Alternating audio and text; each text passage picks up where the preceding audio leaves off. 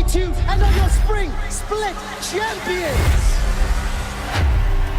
3 rookies prove themselves worthy of the top 4 in the EU LCS. A double kill from Perks! This guy is a madman! He can do it! Oh, Memento! You beautiful man! Guess the Quadra gonna be a penta for Kobe! It's time to find out who will rise. This is the EU LCS.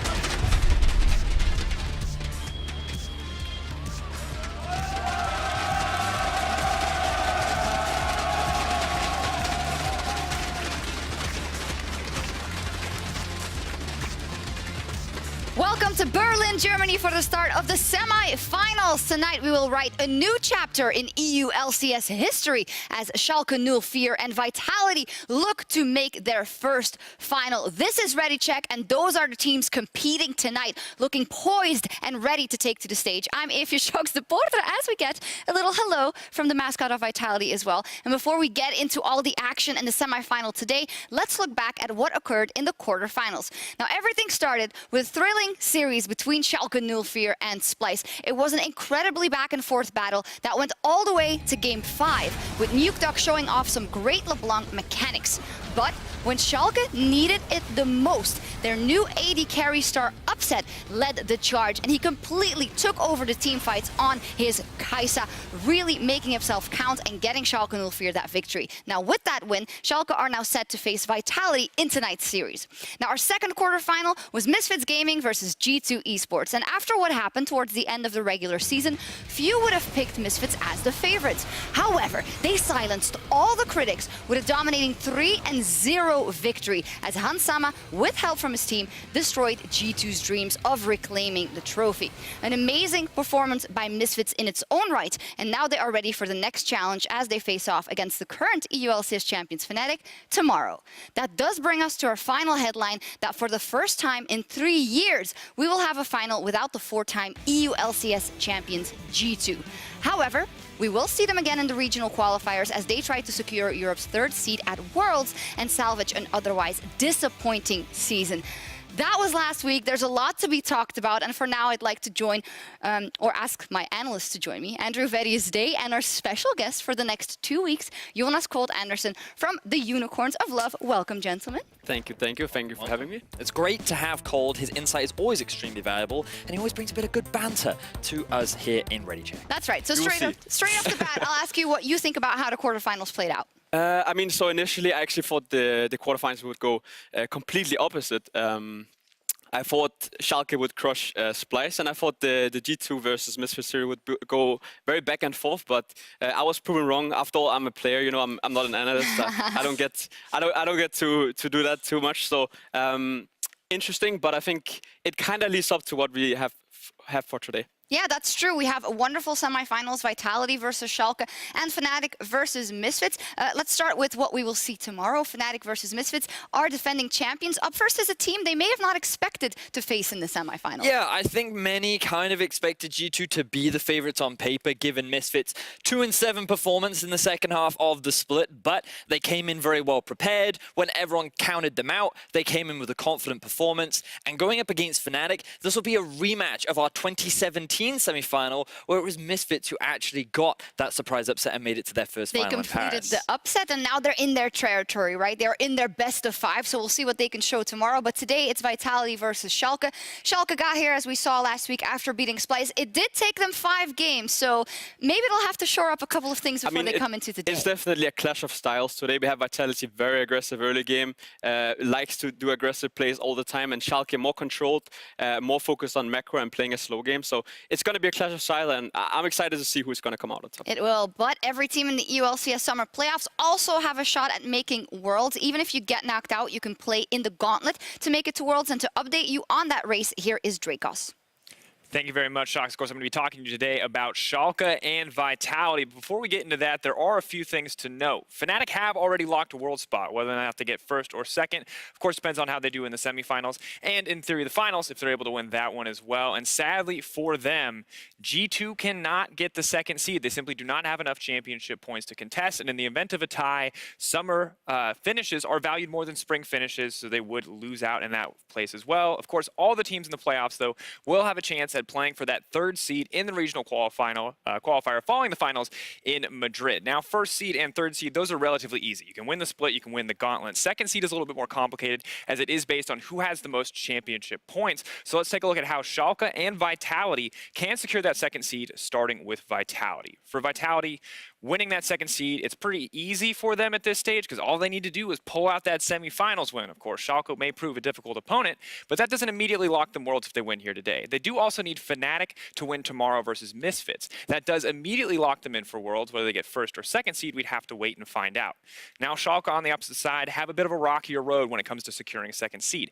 They need to beat Vitality today. They also need Fnatic to beat Misfits tomorrow, but here's where it gets a little bit more tough. They also need Misfits, another team, to get third over Vitality. Now, on the off chance Vitality do secure that third place, they are going to get 70 points, which would combine with their 30 points from Spring, putting them at 100. So even if Schalke were to finish second, they'd still have a 10-point lead on the side of Vitality. Securing second seed is not 100% for either of these teams at this point, but in the event that they can't win the split, at least they could stand a chance at avoiding the gauntlet and taking the next step on their roads to Worlds. Regardless, back to you, Shocks, for the rest of the day. Thank you so much. These are, of course, things that all the teams are thinking about in the back of their head. I know Yamato brought it up for Vitality, but that could be dangerous because in the end, you have to win as much as you can in the actual playoffs. Cold, you know how important it is to maybe get knocked out of playoffs and then go to that gauntlet. You really, as you are G2, for instance, you have to recalibrate and make sure you're fit. Definitely. I mean, back when we at Splice went to Worlds, we actually qualified through the points and through the gauntlet system. And what really mattered for us was that we had the highest points. So we got to see every team play, and then we could actually use this to our advantage, and that is why the points are so crucial, and every game really counts for these teams to get the highest possible seed for the gauntlet. We'll see how it evolves. The gauntlet is, of course, after the finals in Madrid, and after we know who our summer split champion is, and after 10 weeks filled with action, now only Fnatic, Vitality, Schalke, and Misfits are still in the running for that EU LCS title, and we wanted to look at all of the title contenders and see their relative strength. So if we look at the playing field, first off, it does look like we have a very diverse and strong playing field coming into semifinals. Yes, we do, Shocks. I just feel that coming into this semifinal, it's one of the more competitive semifinals that we've had for a while, because often you look at it and on paper, you can kind of predict who's going to be in your finals. But we have many mixed opinions coming into these semifinals. All of these teams have a real way of qualifying to the finals and even securing the trophy. And having 4 teams all within contention, it definitely makes this Final Four really exciting to watch. Well, let's go over the Final Four and starting more closely with the reigning EU LCS champions, Fnatic. This is the team that everyone wants to beat and everyone wanted to avoid, and is also the current champion. When you look at their year overall in the European LCS, it has been so successful with the title in spring, and now they seem to be on course again in summer. They certainly do. Fnatic had a very strong regular season where it was largely off the back of Whippo moving down into the bottom lane, utilizing the 6-man roster, taking the position of Reckless, who to many fans no one really expected, but it worked out beautifully. Now with the shift in meta, we should see more of Reckless coming into this best of 5 later on. And I do want to say, though, this is the team to beat. I mean, as much as we can say we have 4 strong teams, this is the team with the experience. They have seen it all, you know. They have the star players in Caps and Reckless. We don't even know if Reckless is going to play because Bupo has been playing for majority of the split. So even though it's a team with a lot of things going for them, I think the biggest question mark for me is how's Reckless going to play? Because we haven't seen him much. So in this meta where ADCs are more favorable, I think it's important for us to understand what level Reckless is going to play at. Yeah, it's going to be interesting to see if he does play, if immediately that championship mentality is still there, he can tap into that and bring it for the team. Since they are the big favorites, it seems like kind of a redundant question. What is the biggest thing that Fnatic has going for them in claiming the title? I mean, they have majority of the things going for them, but one guy I want to point at is Caps. Obviously, he has probably had the best split he has ever had, leading Fnatic all the way, and there's not really any mid laner that I think can challenge him at the level he's playing at. So he's definitely the guy to watch out for. If they lift the trophy, it's going to be on the back of Cap. So let's move on to our second seed, Vitality. We'll see them today. And the Young Guns have had a fantastic season overall. If you look at it, they came into the EU LCS and made it to semifinals, but they had a bit of a rocky start in summer. Yes, they started off 5-5. Things were looking a little tumultuous for this team, and people kind of expected them to fall out of playoffs. But Yamato, he made the change to bring in in Kikis, and many question marks surrounded whether or not this was a good decision and how it would affect the team. And it worked out for the better. This team went on an 11-1 record, including tiebreakers, since his arrival, and this team just looks on fire right now. Yeah, Cold, what is it? I do want to give a lot of credit to Vitality. You know, not a lot of teams would take this decision throughout the split and be like, we need a new guy. But what it had done for Vitality is that in the past, they're always strong early game team, and with Kikis, they've been even better in the early game. And I think some of the flaws they had in the mid and late game, they have been kind of figuring out with the experience of Kikis. So do you think they fixed them enough to go even further? We will see today. Oh, it's going to be very important. But if they would go all the way, and if they lift the trophy, Vitality, if they win it, what is it going to come down to? Well, for me, it's all about Kikis, enabling him and working with Jizuke to focus in on that counter-jungling style will be what takes this team to a trophy this split. Okay, next up, we have their opponents today, Schalke 04, as we see Yamato there giving a little massage to Jizuke, getting him ready for this match versus Schalke 04 and Nukeduck. But if we zero in on their opponents, Schalke came into the year with a star-studded lineup. You know, they are the big football organization. And then in the quarterfinal, they managed to beat Splice, but it was a bit up and down. But if you look at their whole year, I feel like they can be proud of the strides they make throughout the season. Especially in the later stages of the summer split, they really stepped up their game, found consistency in their play. You know, they played a strong mid and late game, and not so much early game, but they really found what works for them. And especially in the quarterfinal, we really saw their star player, in my opinion, Upset, just popping off in the fights, killing people left and right, and actually pulling out aggressive plays in team fights. And I think that's going to be one of the points I'm going to look at today for Schalke if they want to succeed. And this team is looking to make their first ever final. Like, that's a big deal for this organization that has struggled in the past over the last 2 years. They've kind of been in and out of our league, and they failed to find that success that they were kind of building towards. But at the beginning of the year, they invested in that infrastructure. They wanted to develop this team over time. And now with the introduction of Amazing and the growth that they've made, they're in a real good position to challenge that top spot. How much do you think the fact that they are the only slow early game team versus 3 other teams that have a really erratic and aggressive early game is going to influence their run? So if you ask this question in the start of the split, I would say they don't have much chance. But with the meta changes and with a slower pace of the game where there's a lot more tanks top, there's a lot more hyper carries, it actually fits them well. So in theory, it should work well for them. But I think their early game is definitely a weakness that some of the other teams can abuse. But if they were to win, what is it going to come down to? Who is the star, or what are you looking at Schalke to make that final run? Upset?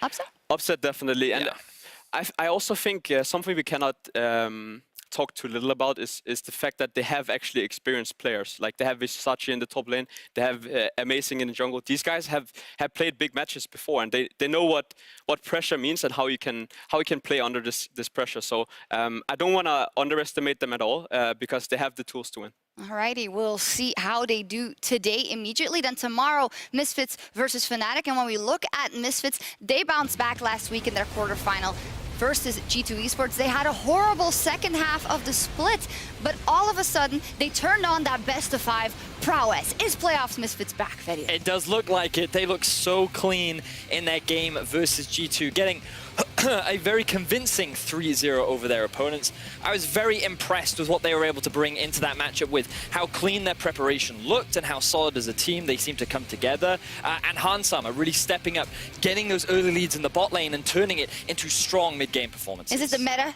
back in their favor for playoffs just in time? I mean, the meta definitely favors them. What I want to say though is that they just went back to what worked for them. I mean, in the later stages of the summer split, they tried different things. They tried to play over top. They tried to play like more assassins mid lane. It just didn't work out for them, so they went back to what works for them, is playing through bot lane, and that's what we're gonna see tomorrow as well. Well, tomorrow it's a huge matchup, Misfits versus Fnatic. Now, same question as for the other teams. If Misfits were to make the run and lift the trophy in Madrid, who or what is it going to come down to? Well, I think their preparation is going to be a key thing. I think it's something that's really enabled them in these best-of-5, seeing as they always come in prepared with a wealth of strategies and a style that often finds them a lot of success, but it's also going to come down to Hansama and whether or not this team can properly enable him to be that big carry that he has been so many times this split.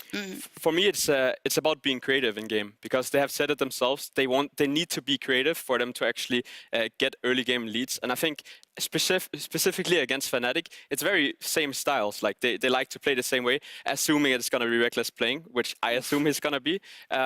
So very similar styles, and then it's going to be about the creative jungle paths, the creative gank paths that Mexler can do. I can't wait to see it There's a tomorrow. lot of cool stuff going to happen tomorrow. It's going to be crazy. Misfits versus Fnatic tomorrow, but today, after our first semi-final, rather, in the EULCS post-game lobby, we're also going to check out your favorites to win the EULCS Summer Split. Hit us up on Twitter with your answer. Who will win the Summer Split and why?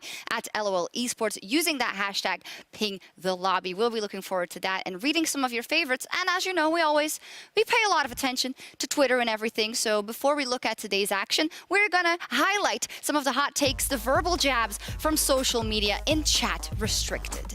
First up, from our friend Dan Foxdrop Wyatt, Mr. Ocelot, I don't feel so good. Yeah, this one was quite... I mean, it was that debate around whether it was too soon, but if you didn't do it then, it just wouldn't have had the same impact. And it's such a painful loss for G2, given how beautiful these G2 jerseys look. Context-wise, this is the special Spanish G2 jersey designed, obviously, for if G2 were to make it to Madrid, which they didn't through missing to Misfits. I did talk to Ocelot yesterday on the G2 podcast, and he said, it's all fair game to me. I get it. I like when people banter. It doesn't hurt me. Plus, they're sold out. So it's all good for me. He's probably happy, man. Cold, were you always someone who, if you saw a meme like that about you, would it be influencing your mental state, or? Not really, honestly. I've had some memes that are probably not appropriate for this show. Okay. Let's move on. Don't look at it. But yeah, it doesn't really affect me too much. I think it's just funny, honestly, and I hope you can put a smile on Ocelot's face, even though it's a little unfortunate. Let's see how funny the next one is. It's from CubeMaster12, and we see that the fish show is still trying to sell Nuke. Stop saying this bad boy can play so many different unique champions. So this one is the play on the slap on car meme where you can fit so many things, and this guy can play so many different champions. He debuted a couple more unique champions, I think, in their quarterfinal against Spice, and expectations are that he'll continue to I feel like diversify at this point is like every time the fish is like, it's the year of Nuke Dog, then he's gonna, I'm gonna play a new champion. I love how he's like, okay, the stats weren't great, so let's zoom in on like how many champions he's played, because that's better. No, good stuff. The fish show jumped off the hype train though. No spoilers. We'll see predictions later. But finally, last week, Amazing and Yamato Cannon, they added some stakes also to their matchup tonight. Here's what they said. Let's talk about Vitality versus Schalke 04. Oh, amazing. This is such a great matchup because there's a lot of, I think, rivalry, innate rivalry, right? There's Attila versus Upset. There's the Kiki story versus Amazing. There's a lot of good stuff for us, but what does it feel like for you? I mean, honestly, I just don't like him, you know? Like, I don't know what to, like, I feel like that in a lot of cases, I feel like this Kiki story obviously makes their trash talk almost look good because they're like, they suddenly got lucky, like in a streak, and like have someone that basically brings this click that just makes it work. So now, like whatever they said before actually looks like, oh, they're prophets. You know, they knew they were going to be good. You know, so for me, it just feels like there's a lot of hot air coming in. Obviously, they make a lot of fun too out of it, but I personally just don't like him. Because yesterday we had his honorary Amazing. And he just said about Vitality, well, I don't like him, but you are playing them. So what please, a surprise. None of us like him either. Like, whatever, you know. Being ringmaster is one of the favorite parts of being the host of the EU LCS. It's just like, you know, what do you have to say? But I love it. It's personal. It seems like it is personal for these two teams today. I mean, I'm not surprised, honestly. Like, Amazing on one hand is super controversial, and same for the Vitality squad. I had the pleasure sometimes to scrim the Vitality team, and at certain points, I was sure they didn't like us either. So they probably don't like too many teams, honestly. But that's just who they are, and we have to respect it for that. Right. Bit of the villains. We need a villain. So there we go. G2 got knocked out, so Vitality can be the new villains. Things are heating up there between Yamato and Amazing, but they're also heating up in a race for superior analyst. Let's take a look at the current leaderboard. I will proclaim myself the people's champion who has a chance to beat Vedius and not only have those stuck-up analysts, color casters at the top of it. Also, Ender is so close to Vedius as well, and as you know, there's a lot of points to be earned in playoffs, so... Yeah, I hate playoffs. This is when it's the most controversial and where the biggest swings happen. That's why this gap exists between Fish and I, but we do have different predictions today. Yes, we I'm do. expecting to close the gap once again. They're ridiculous, but we'll see later. I'm just disappointed that yet again the Fisher is on top. Like, and now I need to hear about this for I mean, Oh, I he guess doesn't shut up. He is actually the superior analyst. For now. Whatever. Well, tonight, though, we're gearing up for onto more important things. The much anticipated matchup between Schalke 04 and Vitality as they face off in our very first semi-final. And both of these teams are looking to advance to their first final in history for the organizations. And the fact that we'll see a new name up there in the final is really big for the hype for me personally. Yeah, I think the fact that these are two new organizations that have the ability to qualify for the finals is a big deal, especially seeing as both of them have worked so hard. Vitality has now been in the European LCS for the last 3 years, and Schalke have had so many struggles and have proclaimed that they want to achieve greatness. Now they both have the opportunity to do so. And I mean, even though it's two new organizations, a lot of the players have been there before. We see veterans on the team, on the teams, and even someone who's won. Kikis has even won title before, and I think it's 2016 spring. So these guys know what's up. It's just the growth of Europe and new organizations coming in, and I think that's exciting. That is great indeed. When we talk about the Vitality story, we touched on it already beforehand. Look at the whole split or the whole year. They had a plan. They brought in these rookies combined with some of veteran players like Kabashar, and they did great. They made it all the way to semifinals and unfortunately lost the third place match in spring. And we're really looking at them to evolve, to not just be that team that's aggressive in the early game and that then does better. And they needed some help because it wasn't great from the beginning of summer. And a lot of it came off the back of Yamato's decision to bring in Kikis. If you guys look at the piano graph that we have behind us, you can see that things were kind of even 50-50 for Vitality for a while. There was a moment where they went on this awful 3-game losing streak, but Week 6, this was the point at which Kikis joined the squad, and that's where this whole team's dynamic changed. They did have that one loss to Schalke, might I add, but it's definitely been a huge improvement ever since Kikis joined the roster. Interestingly enough, the only team to beat Vitality with Kikis at the end of the split was Schalke. Cold, should be good for today. Should be good for today. Yeah. Cold, what is it, the single thing about Kikis that changed Vitality? Well, when I look at Vitality, they were always the strong early game team, but with Kikis, they found a way to play early game consistently well because Kikis is so good at utilizing his lanes to get ahead, and I think that is really something that he has brought into the league. And then on top of this, he has the experience. He knows what he's doing. He has won the ELCS before, so a lot of positives for him, and I think he has really shown up big in the games. Yes, he has, though. Their opponents today are Schalke 04, that big football organization that came to the EU LCS in spring with a very star-studded lineup, but it took a while for them to get there, but they now find themselves finally on the verge of greatness and in the semifinals. And Dracos, he got a chance to catch up with the coach of the split earlier. Let's take a look. Thank you very much, Shox. I am joined by coach of the split, coach of Schalke, Andre. How are you feeling after winning such a prestigious award? I mean, it obviously feels good. It's not only a prize of mine, it's also a prize of the whole coaching staff of Schalke. And obviously the players that made a big effort and also play a big role on us as a team getting this prize. It's good to hear you talk about the whole team and the whole staff behind them, but I want to hear specifically what you bring that makes you such a special coach. I mean, I don't know special, and I don't know what I bring different from other coaches, because that's the magic of a coaching staff, is that you can only see the value of a coach through the performance of a team. And what I think is that we were able to build a really good atmosphere and change some mindset, especially also coming from Fabian, of the players, that led us to learn really fast and to adapt on our best abilities. And that's why most of the players increased their performance in relation to spring. And that's why we are here with one best of 5 away to go to the finals. It is a very tight situation you find yourselves in. One more best of 5, earning that spot in the finals in Madrid. I'm curious, what specifically did you prepare, or how specifically did you prepare coming into this week after your best of 5 versus Splice? So we worked on some of the mistakes that we had mid-game against Splice, but our main focus was obviously around early game, because we need to be able to control Kikis very well in this series if you want to take the win.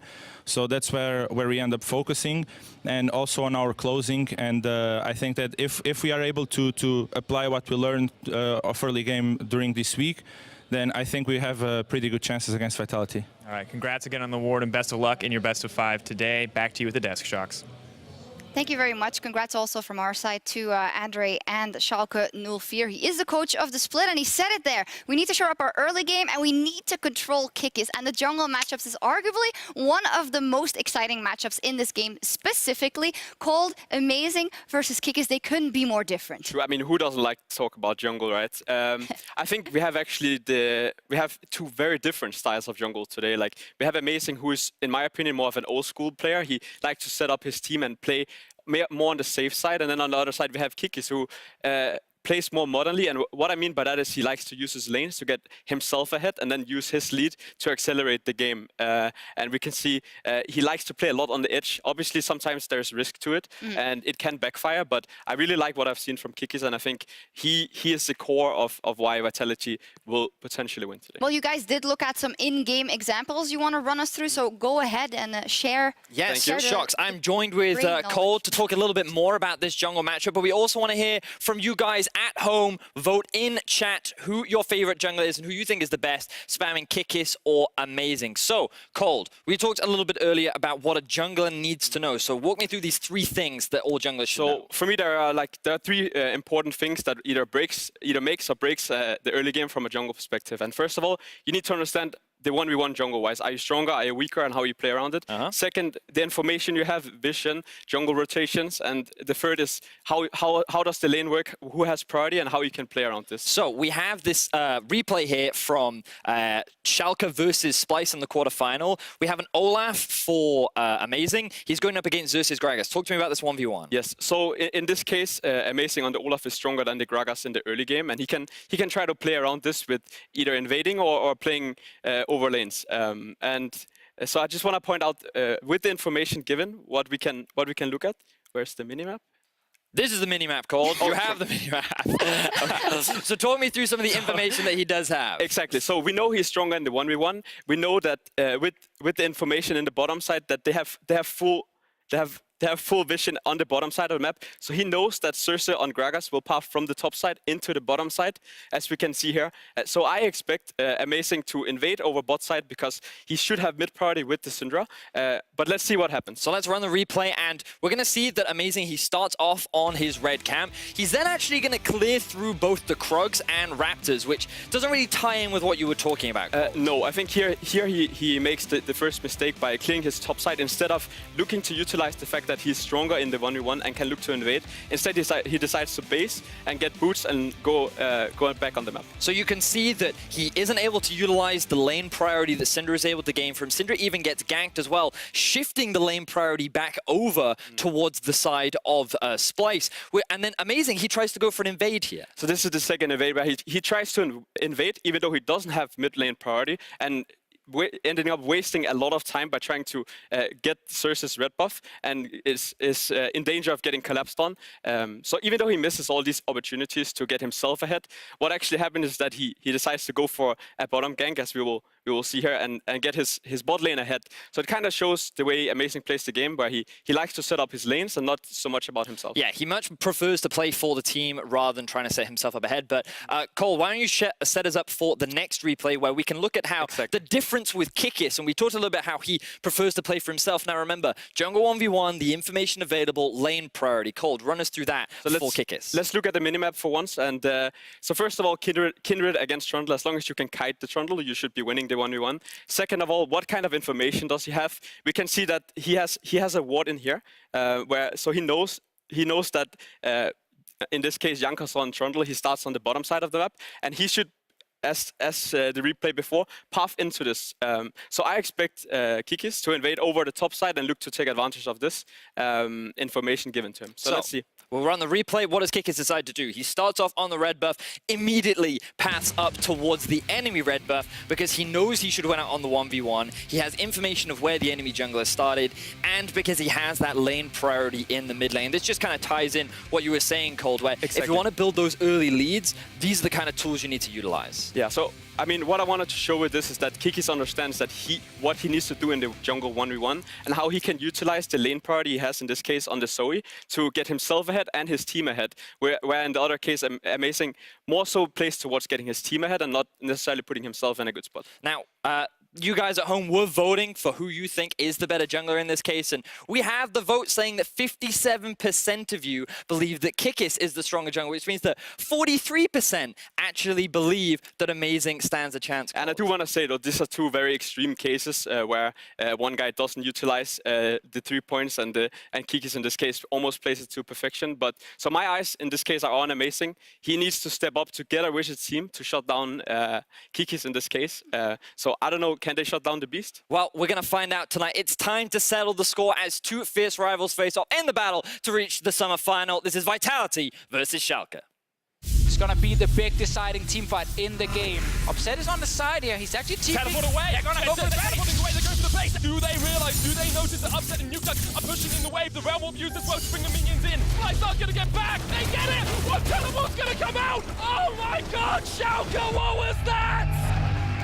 When I saw how they played late game, I just knew we have the upper hand. We managed to throw one game. It kind of affected us a bit. Frustration played a big part. We were actually strong mentally and managed to bounce back. And now I'm here after game 5. I want to live up to my own expectations of who I am as a player. For me, it's extremely important to get to Madrid as a finalist and not anything else. Vitality looks extremely strong with Kikis. Cabochard is quite a fearsome opponent, but I can be fiercer.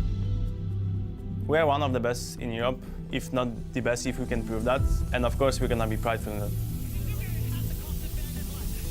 Focused by Nuketech. A sidestep on the overpower! Jizuke, 2 shots upset! We were pissed that they took our second spot, and we were here to take revenge on them.